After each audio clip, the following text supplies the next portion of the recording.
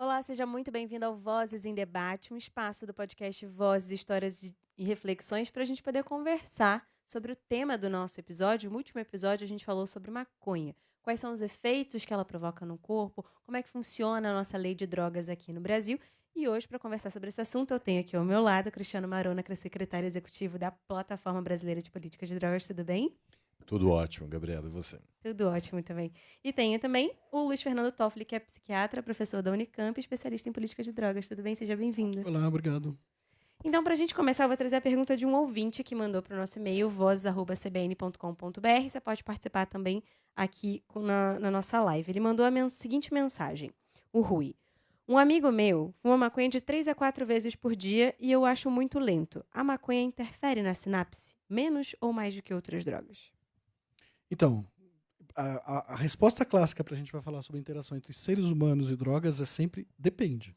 Então, depende da pessoa. Existem pessoas que o uso da maconha de uma forma intensiva pode prejudicar. Tem outras pessoas que não. A grande questão aí é a gente poder olhar com cuidado para cada caso, para cada pessoa, para poder tomar decisões mais sábias em relação a cada situação.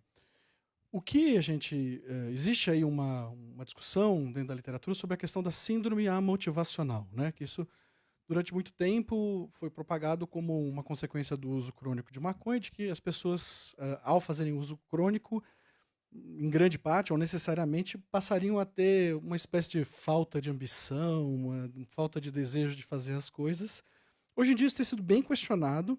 É possível que isso aconteça em algumas pessoas predispostas, mas não necessariamente é o mais comum ou o mais frequente.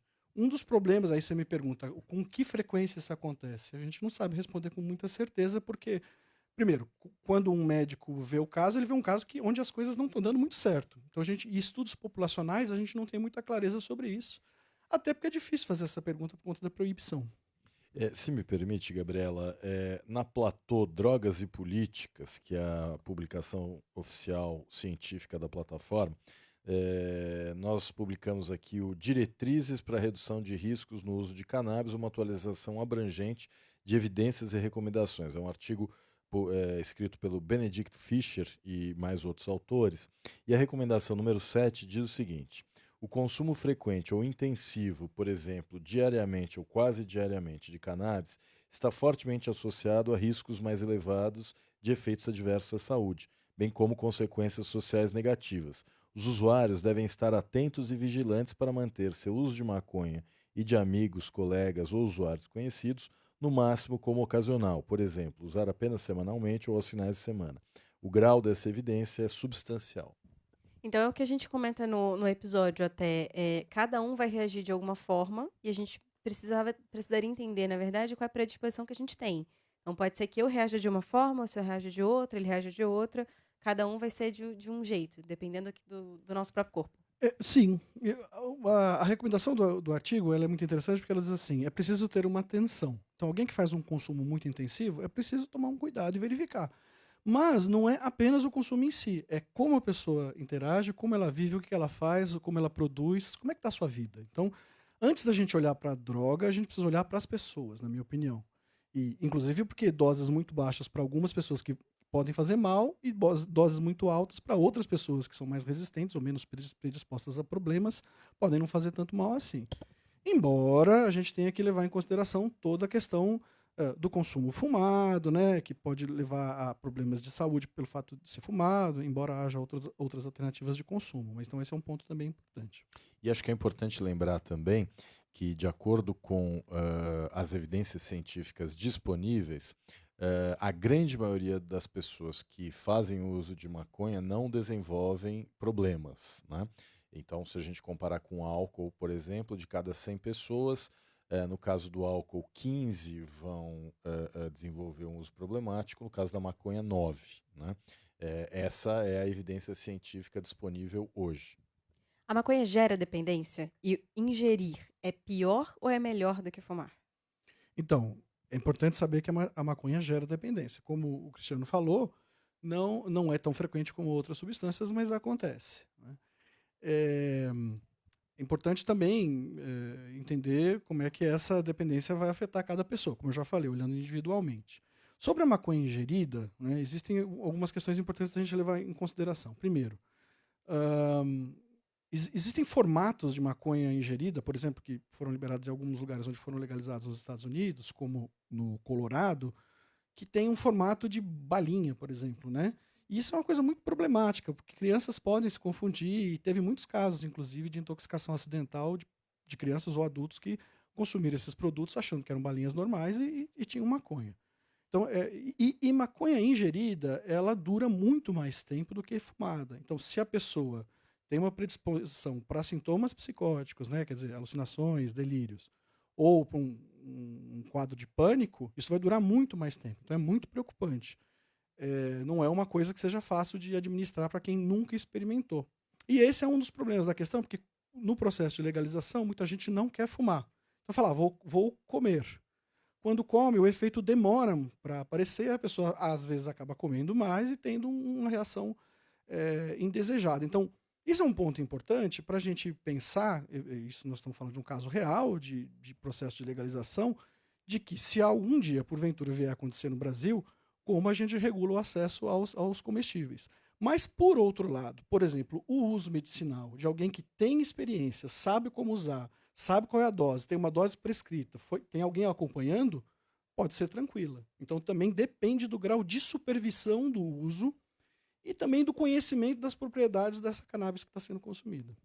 Hoje, como é que funciona a nossa lei? Uma pessoa que pega na rua usando maconha de alguma forma, ou com maconha na mochila, enfim, o que acontece com essa pessoa? Bem, a nossa lei ela prevê basicamente duas figuras criminosas, né? A posse para uso pessoal e o tráfico de drogas. A posse para uso pessoal é crime, embora exista uma discussão hoje no Supremo Tribunal Federal para discutir se esse crime é constitucional ou não, né? O que se discute basicamente é se o Estado tem legitimidade para realizar a educação moral de pessoas adultas, para dizer o que um adulto pode ou não ingerir. Até hoje, o que se entendeu é que a pessoa que porta drogas para uso pessoal representa um risco não apenas para a sua própria saúde, mas um risco para a saúde coletiva, na medida em que aquela conduta pode funcionar como um exemplo a ser seguido e, portanto, existe aí um potencial de expansão do consumo que poderia levar a colocar em risco a saúde coletiva, que é, a meu ver, um raciocínio inaceitável hoje, né? Quer dizer, a pessoa que faz uso de drogas, ela está lesando a própria saúde, mas a autolesão faz parte, digamos assim, do conceito de liberdade de ação. Nós vemos um mundo em que a pessoa tem liberdade para consumir gordura trans, para saltar de paraquedas, para lutar MMA e para consumir bebidas alcoólicas, por exemplo, né? Houve até algum tempo atrás no interior, acho que em Botucatu, uma competição. Os estudantes se reuniram para ver quem bebia vodka, quem bebia mais vodka no menor tempo. O vencedor morreu, porque teve uma intoxicação tão aguda que não resistiu, né? Então, nós temos essa discussão no Supremo. Hoje, o Brasil é um dos últimos países da América Latina que ainda criminaliza a posse para uso pessoal. A grande maioria dos nossos vizinhos deixou de criminalizar essa conduta. E nós temos o tráfico, que é o crime daquele que tem drogas com o objetivo de venda, de lucro, né? Então, na teoria, há uma diferença clara entre uso pessoal e tráfico. O uso pessoal é um crime de menor potencial ofensivo, é um delito que não leva ninguém para a prisão, enquanto o tráfico de drogas é um crime muito grave. Na teoria, essa diferença é clara, mas na prática isso nem sempre se resolve de uma maneira adequada, porque há uma espécie de presunção de tráfico, né? Toda pessoa flagrada com drogas passa a ter o ônus de provar que não é traficante, quando a regra deveria ser o oposto. Eu, inclusive, tenho denunciado o que eu chamo de cegueira hermenêutica deliberada por parte das instituições do sistema de justiça, em especial o judiciário, que admitem que pessoas que são meros usuários sejam condenados como traficantes, né? Há muitos casos de condenação por tráfico de drogas em que não há nenhuma prova se a pessoa de fato pratica atos de mercancia, né? A grande maioria dos casos envolvendo drogas se resolve pela questão da quantidade, então a quantidade é uma questão decisiva, mas paradoxalmente o critério é a falta de critérios, porque para um juiz determinada quantidade caracteriza indiscutivelmente o uso próprio e para outros caracteriza indiscutivelmente o tráfico de drogas. E a outra circunstância que sempre acontece em processo envolvendo drogas é o valor probatório da palavra do policial envolvido na ocorrência, né? Há, inclusive, uma súmula do Tribunal de Justiça do Rio de Janeiro que diz que a palavra do policial tem fé pública e deve ser sempre admitida. É evidente que o policial envolvido na ocorrência ele vai ter interesse em, primeiro, justificar a regularidade da sua própria ação, a legalidade da sua própria ação, e, no mais das vezes, ele tem interesse que a ocorrência seja classificada como tráfico, porque isso também valoriza o próprio trabalho. Então, nós temos hoje uma lei de drogas que é o principal vetor encarcerador no Brasil, mais de um terço dos nossos presos estão lá por conta disso, e uma prática de aplicação da lei bastante questionável. Tem uma mensagem de um... Você quer completar? Eu queria só falar sobre a questão da saúde pública e como é que é a proibição no nível do usuário, do porte pelo usuário, também influencia negativamente a saúde pública, que é o fato de que a pessoa sabendo, né, que é um crime o fato de portar, e eventualmente uma pessoa que faça uso problemático e vai precisar do sistema de saúde, o processo de proibição focado no usuário o afasta do sistema de saúde.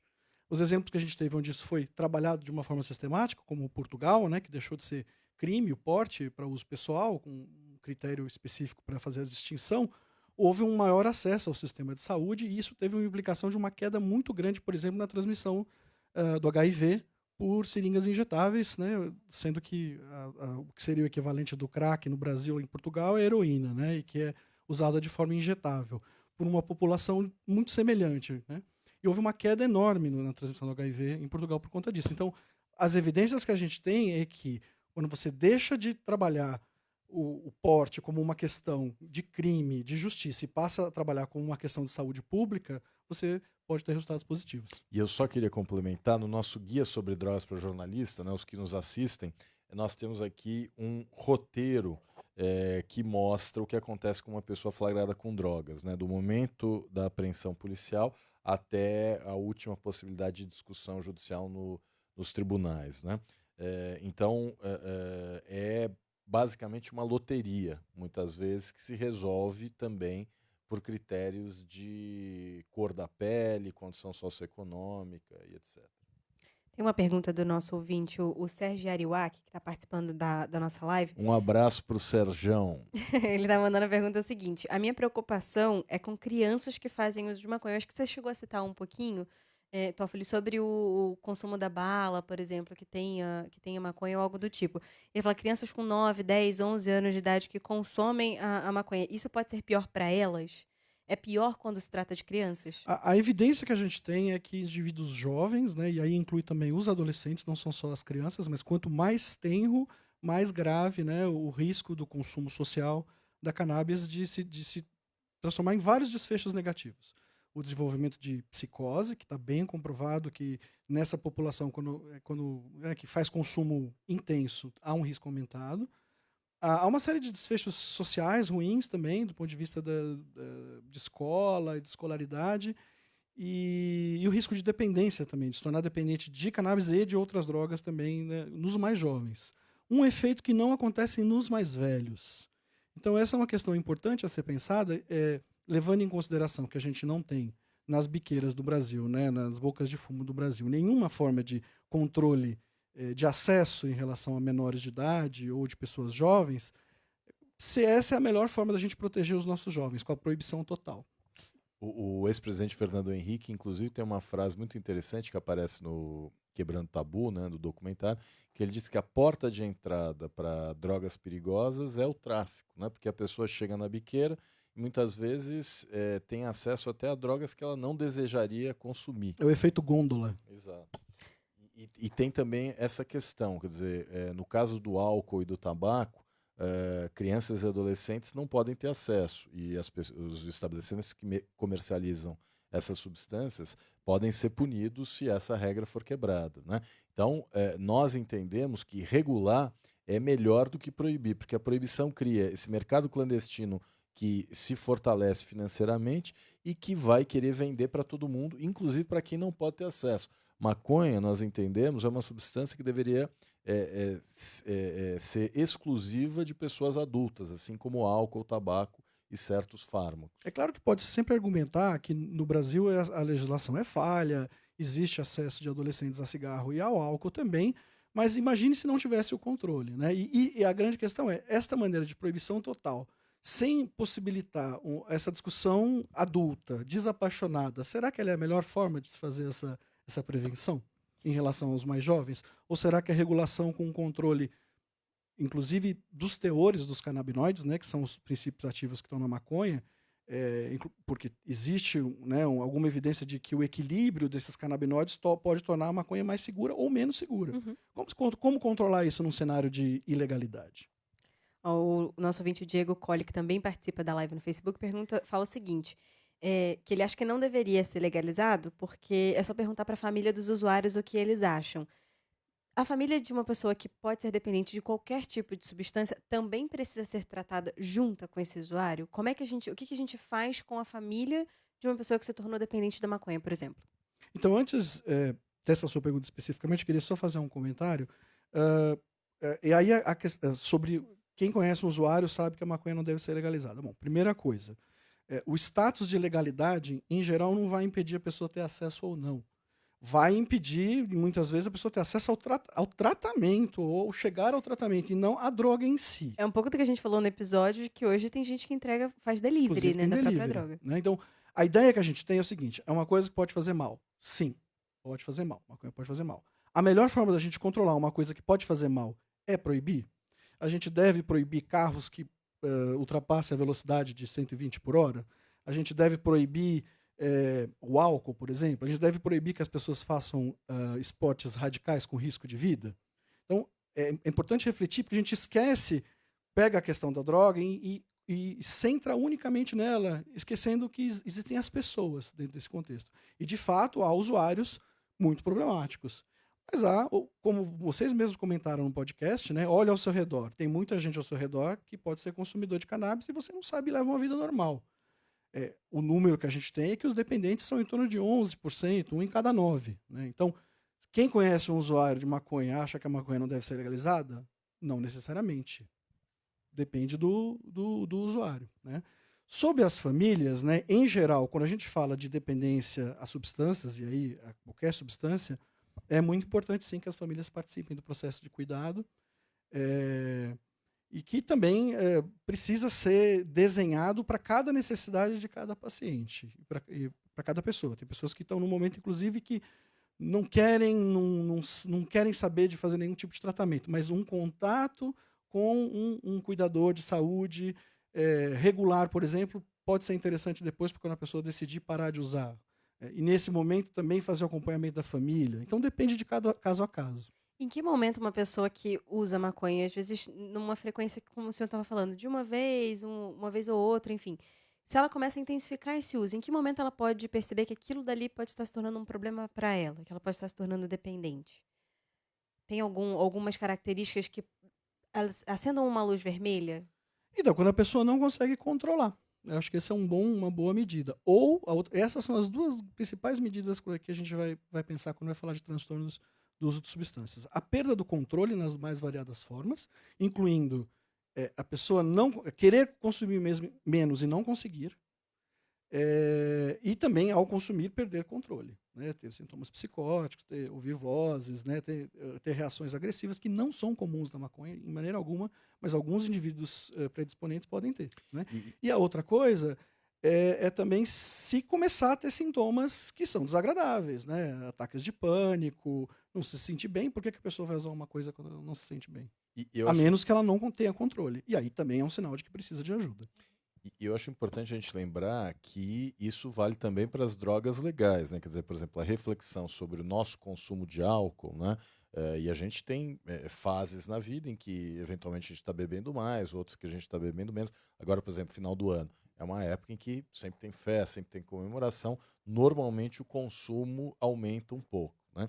Então, na plataforma, nós defendemos uma política de drogas integral, né, que abranja todas as substâncias para que a gente possa justamente compreender os riscos associados ao consumo de cada droga e tentar reduzir danos, tentar prevenir, né? Acho que passa por aí também. A gente precisa ter uma educação sobre drogas, né? E isso precisaria ser, inclusive, parte do conteúdo curricular das escolas. Nossas crianças e adolescentes, até para poderem tomar uma decisão adequada no momento em que essa questão surgir, precisam ter as informações baseadas em evidências científicas a respeito desse tema. Não basta só dizer que faz mal, né? A gente precisa conversar com honestidade. Exato, não basta dizer que faz apenas que faz mal, porque isso não impede ninguém de usar. A gente tem assistido aí ao longo dos últimos 100 anos o proibicionismo bater na tecla de que é preciso dizer não, né? Não use drogas. E, no entanto, a gente tem aí aproximadamente 5,2% da população mundial que, de acordo com o relatório do Escritório das Nações Unidas para Drogas e Crime, fez uso de drogas no último ano. Isso equivale a um contingente de aproximadamente 360 milhões de pessoas, acho. Ou seja, é uma estratégia que não vem funcionando. Ó, tem mais mensagem de ouvinte. O Rui, que participou com a gente logo no início, mandou uma nova pergunta. E o skunk e o haxixe são maconha mesmo ou tem diferença?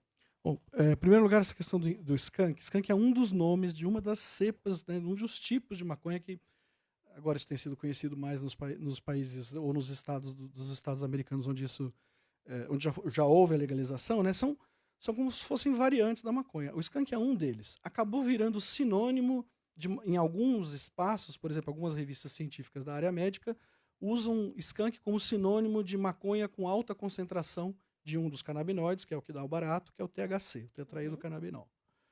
Então acabou virando sinônimo, né? Mas sim, skunk é maconha. O haxixe, ele é um produto da resina das flores da maconha, né? Que são as flores que são consumidas, basicamente, elas que contêm os canabinoides. E as canabinoides são em pequenos pelinhos com vesículas microscópicos que estão na superfície das flores, ou das inflorescências, como se diz, e isso se transforma num óleo, você pode se transformar num óleo, e esse óleo é o haxixe, que normalmente é consumido junto com cigarro ou com outras formas de se queimar, porque ele não é assim fácil de se queimar como uma erva, né? Como uma maconha em erva. Falando um pouquinho da questão medicinal, a Comissão de Assuntos Sociais do Senado aprovou no mês passado um projeto de lei que permite o cultivo, né, da cannabis para uso terapêutico, desde que haja prescrição médica. Vocês acreditam que isso seja um passo nessa discussão? Eu acho que essa é uma questão que precisaria ser um pouco melhor explicada, né? Nós temos hoje uma regulamentação que restringe pessoas que necessitam da maconha para tratar doenças. Essas pessoas só têm a possibilidade de importar remédios produzidos no estrangeiro, ou há um único remédio nacional que custa quase R$3.000 a caixa, né? Então, há muitas pessoas que não têm dinheiro para importar esses remédios e que vêm cultivando a cannabis para produzir o próprio remédio. Hoje, nós já temos 30 decisões judiciais que autorizam pessoas que possuem doenças graves que podem ser tratadas com cannabis para autorizar essas pessoas a plantar e produzir o próprio remédio. Mas essa é uma situação muito precária, porque as pessoas precisam ir à justiça, há casos em que a justiça nega o pedido mesmo diante de todas essas evidências.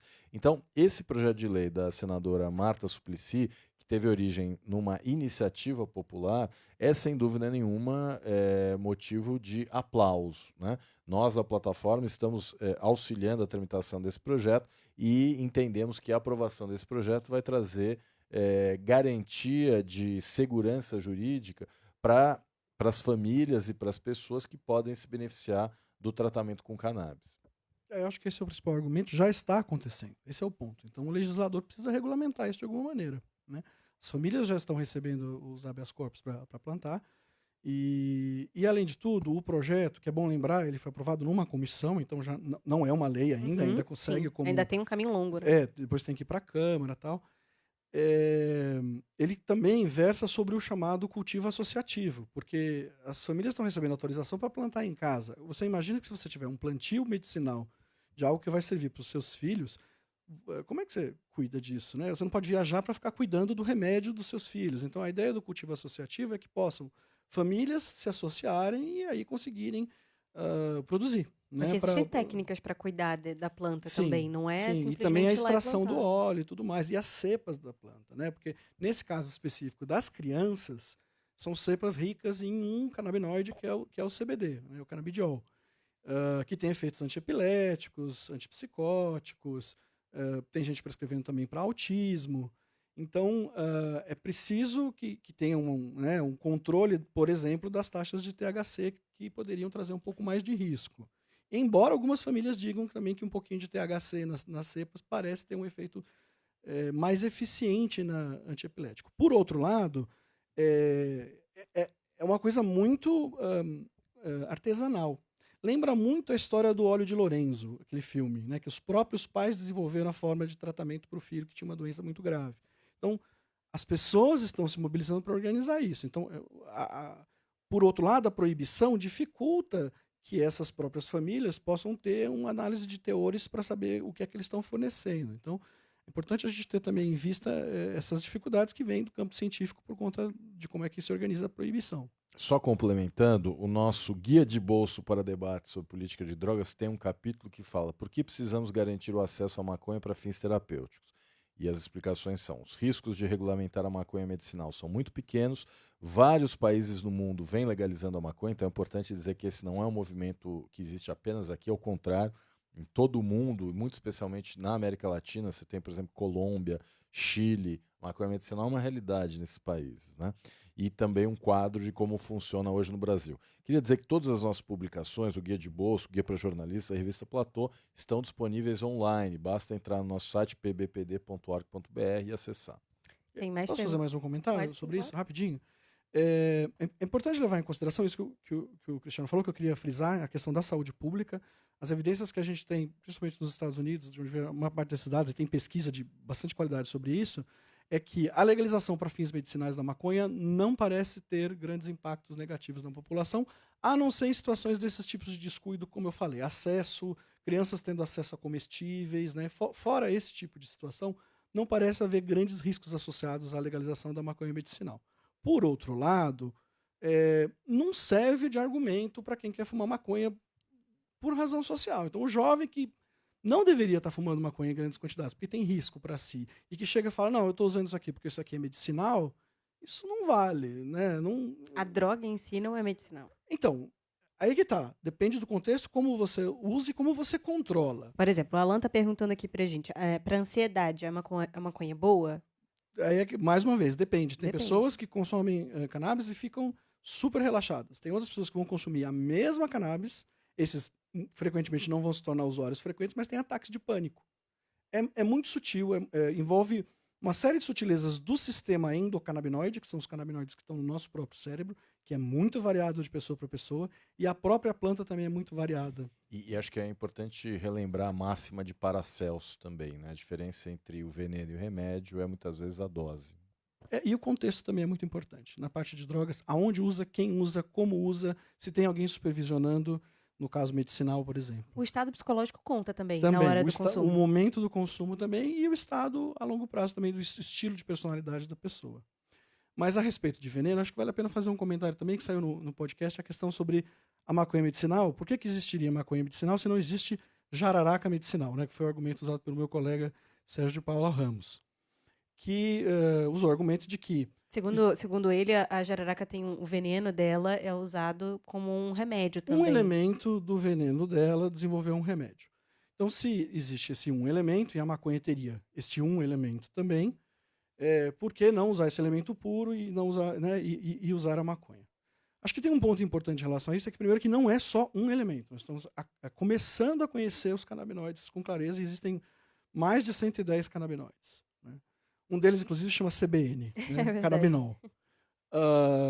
Fala-se só do CBD como o canabinoide do bem e o THC como o canabinoide do mal. Não é bem verdade. Apesar do THC ter alguns problemas para algumas pessoas, em casos de dor ou espasticidade ou náusea, né, vômitos no tratamento do câncer, eficaz, você né? precisa ter THC equilibrado com o CBD para poder funcionar e para poder proteger também.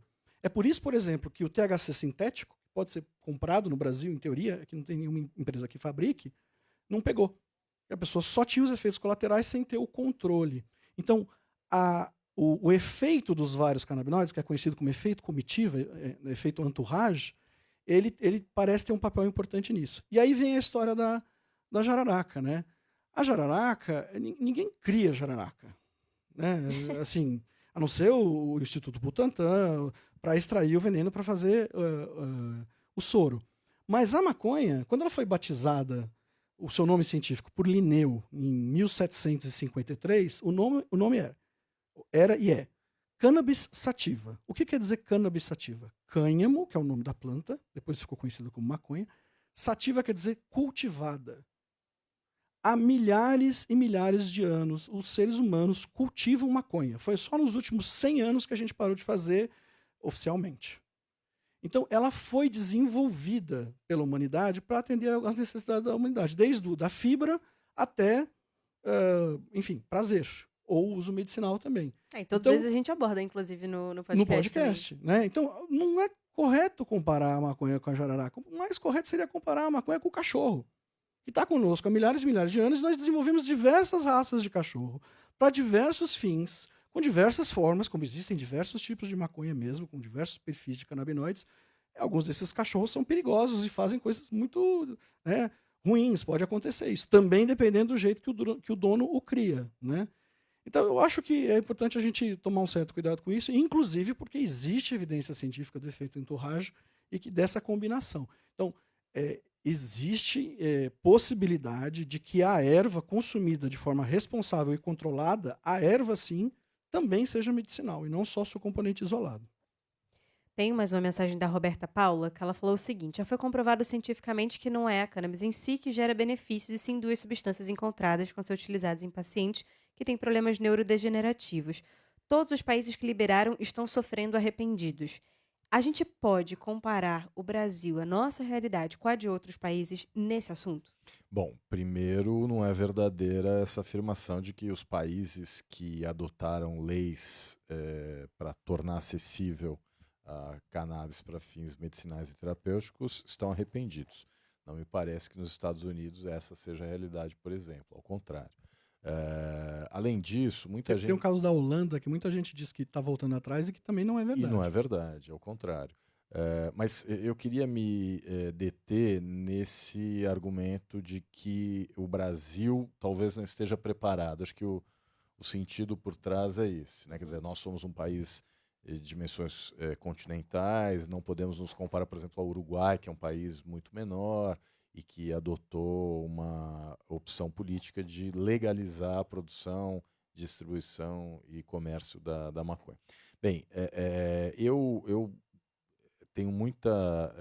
eu não gosto desse tipo de comentário, porque no limite nós vamos chegar à seguinte conclusão: bom, o povo brasileiro tem votado muito mal nas últimas eleições, então talvez seja o caso da gente suspender o direito ao voto, amadurecer politicamente o povo brasileiro, daqui a um tempo a gente volta a votar, né?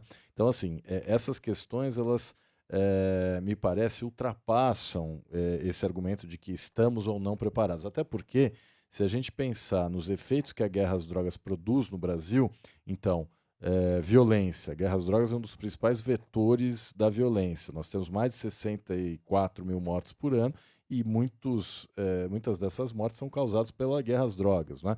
A guerra às drogas é uma espécie de carta branca para a polícia matar. Há, inclusive, por conta da intervenção federal, etc., o governador eleito do Rio de Janeiro quer autorização para que os snipers matem quem estiver portando armas, né? Então, a guerra às drogas é um vetor da violência. A guerra às drogas também produz muita corrupção. Não haveria tráfico de drogas se não houvesse corrupção. Encarceramento em massa. 1/3 dos nossos presos estão lá por conta da lei de drogas. E o encarceramento em massa gera o fortalecimento das organizações criminosas. As prisões do Brasil se tornaram parceria público-privada entre o Estado e o crime organizado. O Estado manda até a porta da frente em diante, quem manda é o crime organizado. Então a pergunta que nós temos que fazer é o seguinte: nós estamos preparados para continuar a conviver com esse cenário da proibição? E a resposta, a meu ver, é não. Né? Esse cenário da proibição nos trouxe uma situação extremamente ruim em termos de criminalidade, índices de civilidade e convivência. Né? Só pegando aqui, concordo com tudo que o Cristiano falou. Queria só pegar a primeira parte da pergunta da ouvinte, que foi sobre... São apenas 2 substâncias que funcionam, né? Quer dizer, uma delas é o THC, que justamente tem sido advogado como, por né, os que não são simpáticos à maconha medicinal, como a parte prejudicial, né? E como eu disse, que também tem efeitos medicinais, né? O fato é que existem outros canabinoides, como eu disse, são muitos, tem outros que têm potencial terapêutico que ainda não foram adequadamente estudados, mas mais do que isso, maconha é mato. Maconha é barato de se produzir. Para os casos onde há indicação, e a gente precisa ter clareza, não é para qualquer coisa. A gente precisa estudar, né? Isso. E precisa ter também a frieza, né, de olhar o que as evidências indicam de para quais específicos quadros a maconha é indicada. Não é assim. A discussão social é uma, a discussão medicinal é outra. Mas o fato é que a produção da planta é muito mais barato do que comprar remédios, no momento pelo menos, do que remédios sintéticos. Então ela é uma opção viável do ponto de vista econômico para as doenças onde há indicação num país como o nosso. Eu queria, para a gente encerrar, que vocês me dissessem o que vocês avaliam dos caminhos que a gente está percorrendo nesse assunto daqui para o futuro e que a gente explicasse a diferença entre a liberação e descriminalização, que foi que você trouxe para a gente aqui antes da gente começar a conversar, Cristiano. Legal. E essa diferença está no nosso guia de bolso também, na página 18. Quem tiver interesse pode acessar a versão online. Bom, nós temos diversos modelos regulatórios, né? Até conversava aqui com o Toffoli antes de começar, que entre o negro da proibição total e o branco da legalização total, há mais de 50 tons de cinza em termos de modelos regulatórios, né? Ou tons de verde, talvez. Ou tons de verde.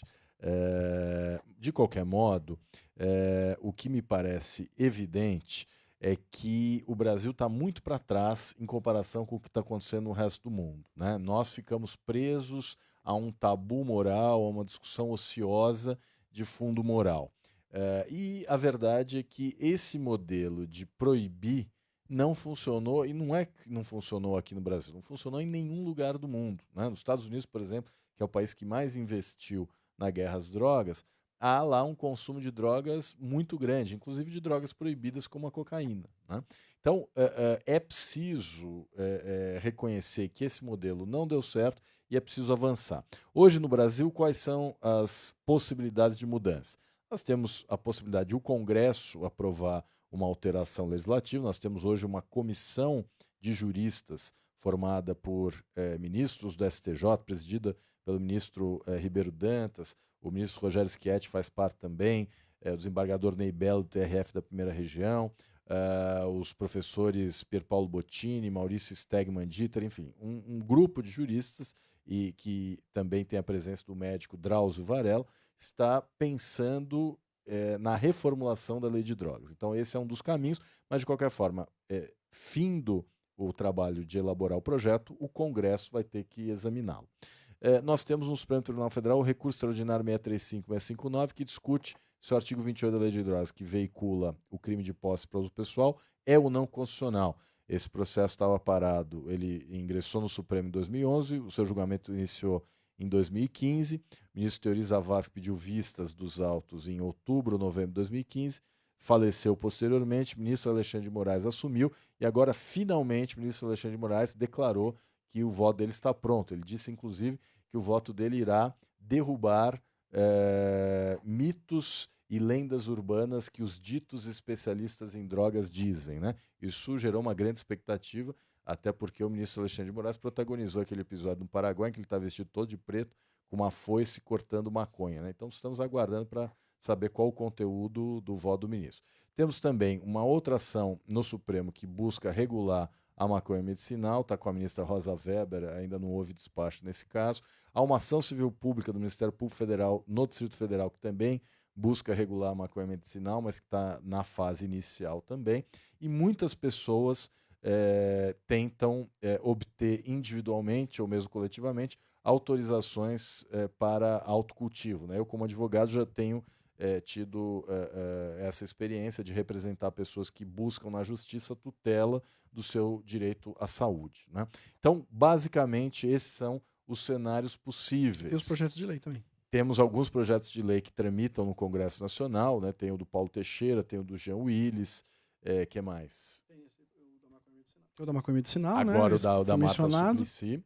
Então, assim, e na Anvisa, que é a Agência Nacional de Vigilância Sanitária, que poderia, por exemplo, autorizar o autocultivo para fins medicinais ou mesmo a questão da pesquisa, né? O Toffoli lida com essa realidade. Hoje em dia, o pesquisador que tem interesse em pesquisar cannabis tem uma grande dificuldade por conta da interdição envolvendo a planta, né? Então, penso que as possibilidades de mudança são essas, né? Quer dizer, vai assumir um novo governo, a gente não sabe exatamente qual é a posição do novo governo a esse respeito, mas tem uma ideia de que haverá uma postura um pouco mais conservadora do que a que existe hoje, né? Então, a nossa preocupação é justamente o Brasil ficar para trás. Enquanto os outros países se movimentam, avançam as suas legislações, até por conta da questão estratégica, né? Quer dizer, há um mercado mesmo. Se você pensar no Brasil, a questão da dor crônica, que poderia ser beneficiado do tratamento de pessoas que têm dor crônica, é um mercado de quase 50 milhões de pessoas, né? E que hoje estão obrigadas, se quiserem se tratar com cannabis, a importar remédios do exterior a um alto custo. Só pegando uma parte da sua pergunta sobre a distinção, né, entre o que é descriminalização, o que é legalização e o outro, a outra vertente que é a maconha, o uso medicinal de substâncias proscritas, vou falar bem rapidinho. O que a gente chama de descriminalização é o porte para uso, o usuário, né, o ato que é cometido pelo usuário deixar de ser crime, porque no Brasil ainda é crime. Embora, em teoria, não seja penalizado com reclusão, em muitos casos isso acontece porque as pessoas, por critérios muito subjetivos e que envolvem, inclusive, pobreza, cor, elas acabam sendo presas como traficantes. Ou ficam durante um tempo para averiguação, ficam presas até que se descubra que não são traficantes. A legalização de uma substância ou de uma ou outra substância tem a ver com todo o processo de regulamentação da produção, né, da distribuição, do comércio. Isso seria a legalização. Quem estuda esse campo, dentro de uma perspectiva de que entende que a lei deva mudar, não gosta muito do termo liberação. Porque a liberação, mais ou menos, é o que já acontece. Liberada ela já é, a proibição e a liberação, elas são as duas faces da mesma moeda, porque não tem controle nenhum. E aí teria o uso terapêutico de substâncias atualmente proscritas. Lembrando que tem outras drogas que têm uso terapêutico. A morfina, por exemplo, pode ser uma droga e é utilizada terapeuticamente de forma prescrita. Seria a maconha e os canabinoides, que também poderiam ser comercializados separadamente, não há problema em relação a isso. E outras substâncias psicoativas que têm potencial terapêutico, que não é o foco da conversa de hoje, mas, por exemplo, o MDMA, a psilocibina e outras substâncias chamadas psicodélicas. Elas podem ter uso... Está se desenvolvendo pesquisa e é bem provável que elas possam ter uso terapêutico. Essa é uma das coisas que eu trabalho.